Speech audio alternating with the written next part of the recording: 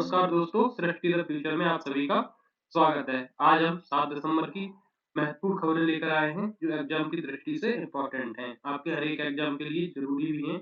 आइए शुरुआत करते हैं हम सबसे पहले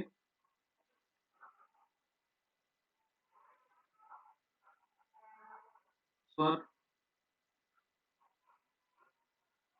स्वर धरोधर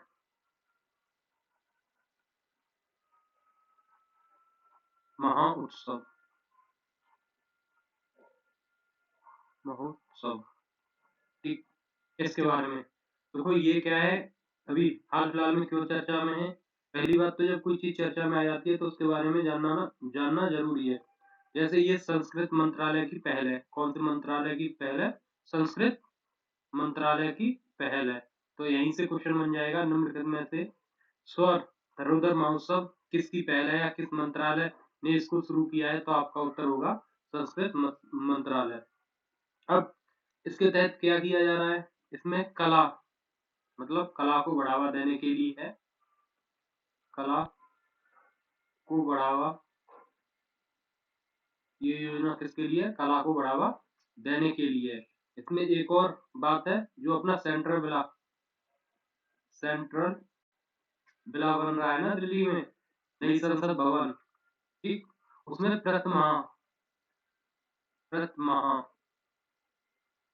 सॉरी प्रथमा नहीं प्रथ सप्ताह प्रथ सप्ताह क्या होगा? सांस्कृतिक कार्यक्रम आयोजित किए जाएँगे।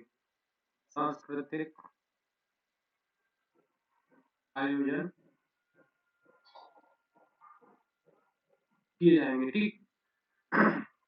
किसमें किए जाएँगे? सेंट्रल विला में किए जाएँगे। इसमें क्या होगा? जो स्थानीय कलाकार हैं, स्थानीय कलाकार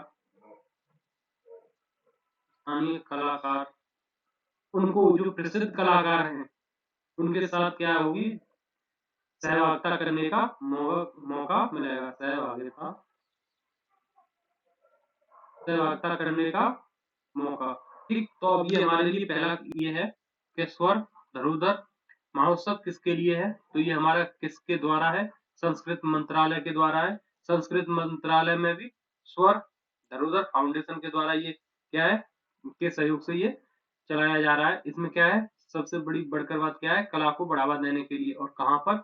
सेंट्रल विला में प्रति सप्ताह सांस्कृतिक मंत्रालय के द्वारा इसका क्या वो सांस्कृतिक आयोजन किए जाएँगे और इसमें क्या है? स्थानीय कलाकार को प्रोत्साहन देने के लिए उनको प्रसिद्ध और जो बड़े कलाकार हैं, प्रतिभाशाली कलाकार हैं, उनके साथ उन्हें सहभागिता करने का मौका मिलेगा। दूसरी हमारी जो खबर है, जो चर्चा में रही है, वो है Kaziranga Kaziranga national park national park.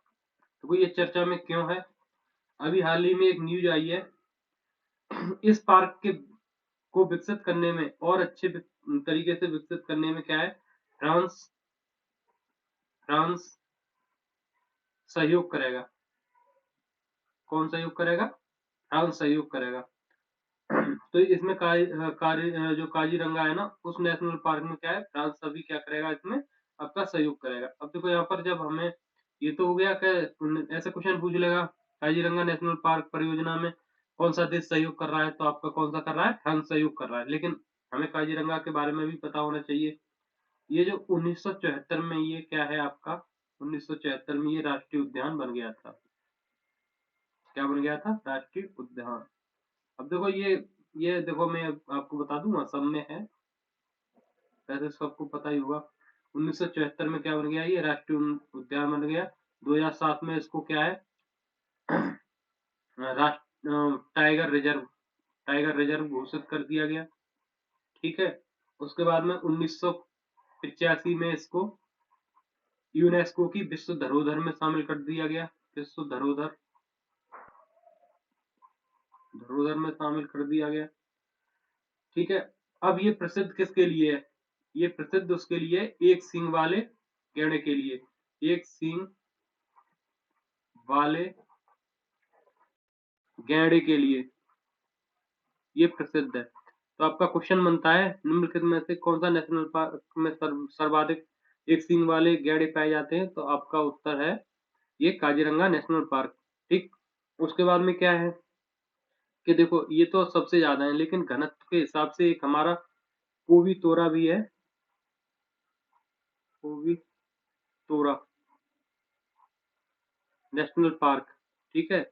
ये भी क्या है, यहाँ पे भी एक सींग वाले गैंडे मिलते हैं, लेकिन उनका क्या है, गैंडे, और क्या है उनका विश्व में सबसे ज्यादा घनत्व, अगर कहीं गैंडों का है विश्व में सर्वाधिक घनत्व, सर्वाधिक घनत्व किसी का है, तो वो किसका है सर्वाधिक घनत्व वाला जो पार्क है आपका, वो कौन सा है, पोवितोरा पार्क। किसका, गैंडे का सर्वाधिक घनत्व यहीं पर है। तो ऐसे क्वेश्चन आपके बन जाते हैं। ये देखो मैं शॉर्ट में ही सब कुछ कर रहा हूँ, क्योंकि लैंग्वेज में बहुत टफ हो जाता है। आप एग्जाम में क्या है, शॉर्ट देखते जाएं, रिवीजन करते जाएं बस। आपका तीसरा क्वेश्चन क्या है, जगदीश, आप शुरू से पढ़ते आए होंगे, जगदीश चंद्र बोस के बारे में, जगदीश चंद्र बोस, देखो पढ़ते आए, इन्होंने बताया कि पेड़ पौधों में क्या है, जीवन है। देखो इनका जन्म क्या हुआ, बंगाल में हुआ था 1858 में, 57 की क्रांति के बाद ही क्या है, इनका जन्म हो गया। तो अभी इस पर मतलब चर्चा में क्यों आ गए हैं? क्योंकि अभी इनकी जयंती बनाई गई है, तो उसी में क्या है, देखो इन्होंने बनाई गई है, इसीलिए चर्चा में आ गया, तो इनके बारे में जानना जरूरी है। तो इन्होंने पौधों में वृद्धि नापने के लिए, पौधों में वृद्धि नापने के लिए, नापने के लिए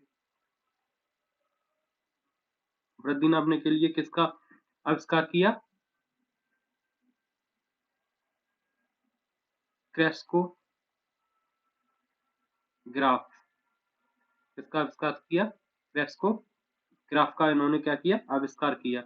एक तो बात ये है, दूसरी बात इनकी ये है कि इन्होंने वायरलेस संचार की खोज की थी, वायरलेस संचार की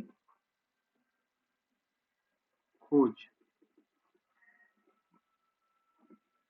इसीलिए इन्हें क्या कहा जाता है, रेडियो साइंस का पिता, रेडियो साइंस का पिता, रेडियो साइंस का पिता भी इन्हें कहा जाता है। इनकी कुछ पुस्तकें हैं, वो भी आप जान लीजिए। ये है response the living and non living, एक इनकी ये पुस्तक है, ठीक है। और इनका जो मृत्यु है ना इनकी, वो हो गई थी 23 नवंबर 1937 को मृत्यु हो गई थी, 1937 में इनकी क्या हो गई, मृत्यु। जो इनके बारे में है, यही दो चीजें क्या है, बहुत इंपॉर्टेंट हो जाती हैं, जो मैंने आपको बता दी, ठीक। अब देखो चौथी जो न्यूज है आपकी चर्चा में रही है, वो है इंडिया, एक पुस्तक है इंडिया, ठीक। The mother of democracy, of democracy, ठीक। India the mother of democracy, ये क्या है, पुस्तक है, ठीक। क्या है, पुस्तक है। ये क्या है आपकी, ये जो पुस्तक है पूरी भारत, मतलब किसने ये लॉन्च की है ये पुस्तक, सबसे पहली बात तो यही बनती है कि किसके द्वारा इसका प्रकाशन हुआ है। क्वेश्चन कई बार पूछा जाता है, तो इसका प्रकाशन भारतीय, इसके द्वारा भारतीय इतिहास अनुसंधान परिषद के द्वारा, भारतीय इतिहास अनुसंधान, अनुसंधान परिषद के द्वारा क्या किया गया है, इसका प्रकाशन किया गया है, ठीक है। अब इसमें सबसे बात जो डेमोक्रेसी की आती है ना, तो इस किताब में ये बताया गया है कि सबसे डेमोक्रेसी सबसे पहले भारत में ही विकसित हुई, और कहाँ पर हुई, हड़प्पा सभ्यता में क्या हुई, विकसित हुई। अब देखो यहाँ पर अगर हड़प्पा सभ्यता से बात आती है, तो इसको कांस्ययुगीन सभ्यता, ये सब सभ्यता कहते हैं, शहरी सभ्यता, तो ये आपको इसकी जानकारी होनी चाहिए। तो सब ये क्वेश्चन बनेगा आपसे, द मदर ऑफ डेमोक्रेसी क्या है, तो एक पहले तो ये पुस्तक है, इसमें कई एक साइंटिस्ट शामिल हैं, उन्होंने क्या है इसकी खोज की है, और भारतीय इतिहास अनुसंधान परिषद ने इसका क्या किया है? प्रकाशन किया है या विमोचन किया है, ठीक? प्रकाशन किया है। तो ये क्या है? हड़प्पा सभ्यता में सबसे पहले डेमोक्रेसी आई है। उसके बाद में क्या है आपका एक और आइए नई पीपीटी लेते हैं।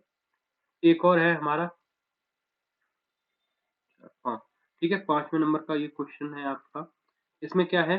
देखो इंडोनेशिया का सेमेरू जो द्वीप है, उसमें क्या है हाल ही में विस्फोट हुआ है। तो इंडोनेशिया इंडोनेशिया का कौन-सा ज्वालामुखी है? सेमेरू ज्वालामुखी है, ठीक? इसमें क्या है उद्गार हुआ है। इससे पहले इसमें 2019 में हुआ था। ये सक्रिय एक तरीके से सक्रिय ज्वालामुखी है, ठीक? इसको क्या बोलते हैं? इसका एक और अन्य नाम है, इसको द ग्रेट माउंटेन भी कहते हैं। क्या बोलते हैं? The great mountain. Great mountain कहते हैं। तो इसको ग्रेट माउंटेन भी कहते हैं। ये किस किस प्रकार का जो ज्वालामुखी है? सक्रिय ज्वालामुखी है। अब देखो आपका इंडोनेशिया के जिस द्वीप पर है, इंडोनेशिया पूरा द्वीपों से ही है। तो जिस द्वीप पर है ये ना, ये जावा द्वीप पर है। कौन से द्वीप पर है ये? जावा द्वीप पर। क्योंकि अंदर तक भी क्वेश्चन पूछे जा सकते हैं कि सेमेरू जो द्वीप है वो इंडोनेशिया के किस द्वीप पर है? तो आपका उत्तर होगा जावा द्वीप पर है और जावा एक सागर भी है, ठीक? ये तो क्या हुआ आपका जब हम ज्वालामुखी के बारे में पढ़ ही रहे हैं, तो देखो भारत के भी आपको याद रहने चाहिए। कहाँ के? भारत के। अच्छा एक और बात है, यहाँ पर एक अ, अभी हाल-फिलहाल में ही ताल ज्वालामुखी ज्वालामुखी ये भी क्या है? सक सक्रिय ज्वालामुखी है। हाल हाल-फिलहाल में ही क्या है वो? सक्रिय हुआ है। ये है कहाँ? फिलीपींस में। फिलीपींस में है। ये कहाँ पर है आपका? फिलीपींस में है। उसके बाद में एक माउंट माउंट सिनाबुग माउंट सिनाबुग है। ये आपका कहाँ पर है? ये इंडोनेशिया में ही है। ठीक है? इंडोनेशिया में ही है ये भी। ठीक, अब देखो हम भारत के की भी बात करते हैं। सबसे पहले भारत में जो वेरेन द्वीप है, वेरेन द्वीप, ये क्या है तुम्हारा? सक्रिय, एकमात्र सक्रिय, भारत का सक्रिय एकमात्र सक्रिय ज्वालामुखी, ठीक है? ये बस एकमात्र याद रखो, भारत का एकमात्र क्या है? सक्रिय ज्वालामुखी है और ये है कहाँ? अंडमान अंडमान द्वीप पर है, ठीक? अंडमान द्वीप पर, ये अंडमान द्वीप पर है। उसके बाद एकमात्र सक्रिय, ये आपको क्या रखना है? याद रखना है। उसके बाद में देखो भारत में ही एक आता है, भारत में ही एक आता है नारकोंडम। कौन सा आता है? नारकोंडम। ये आपका क्या है? ये सक्रिय नहीं है, ठीक है? निष्क्रिय है। लेकिन ये भी कहाँ पर है तुम्हारा? अंडमान में है। कहाँ पर है? अंडमान द्वीप पर है। उसके बाद में क्या है आपका? बारातंक बारातंक, ये भी आपका कहाँ पर है? ये भी आपका अंडमान में ही है। उसके बाद एक और आता है डेक्कन डेक्कन ट्रैप। डेक्कन ट्रैप है, वो भी आपका कहाँ पर है? महाराष्ट्र में है। वो कहाँ पर है? महाराष्ट्र में है। उसके बाद में एक आता है धेनुधर है, धेनुधर हिल्स, धेनुधर हिल्स है, वो आपका कहाँ पर है? गुजरात में है, ठीक? उसके बाद में एक आता है घोसी हिल्स, नहीं sorry Dhosi hills, Dhosi hills, ये आपका कहाँ है? हरियाणा में है। ये पूछा भी गया है एक एग्जाम में, धोसी हिल्स कहाँ पर है और किस टाइप का पर्वत है? तो ये आपका कैसा है? ज्वालामुखी पर्वत है। ये डेक्कन ट्रैप है, धेनुधर हिल्स है, गुजरात में है, पातारंग है, ये अंडमान में है। तो इसी के साथ हमने क्या है आपको सेमेरू याद रखना है। उसके बाद में अभी हाल फिलहाल में एक ताल ज्वालामुखी भी सक्रिय हुआ है, वो भी आपको याद रखना है। ये तो आपके कुछ इम्पोर्टेंट ये हो गए। अब एक उसके बाद में एक संस्था आती है जो हाल ही फिलहाल में इसकी बात भारत को अध्यक्षता दी गई है, उसका नाम है Wassenaar arrangement. Wassenaar Wassenaar arrangement, ठीक। तो देखो इसकी अध्यक्षता ये 26वीं बैठक की अध्यक्षता मतलब 26वीं दौर की बैठक हुई थी, उसमें भारत को क्या है अध्यक्षता सौंप दी गई है, अर्थात भारत अध्यक्षता करेगा इस भारत अध्यक्षता करेगा, ठीक। अब कब से करेगा ये करेगा 1 जनवरी 2023 से क्या करेगा इसकी अध्यक्षता ग्रहण करेगा। अब देखो ये क्या है, वासेनार जो अरेंजमेंट है ये क्या है, एक स्वैच्छिक निर्यात संगठन है। स्वैच्छिक स्वैच्छिक निर्यात स्वैच्छिक निर्यात संगठन है। कैसा संगठन है? स्वैच्छिक निर्यात संगठन।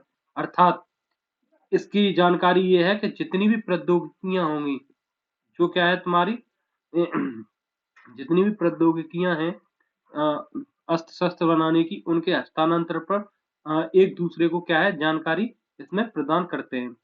तो जो भी प्रौद्योगिकियां हैं, प्रौद्योगिकियों की जानकारी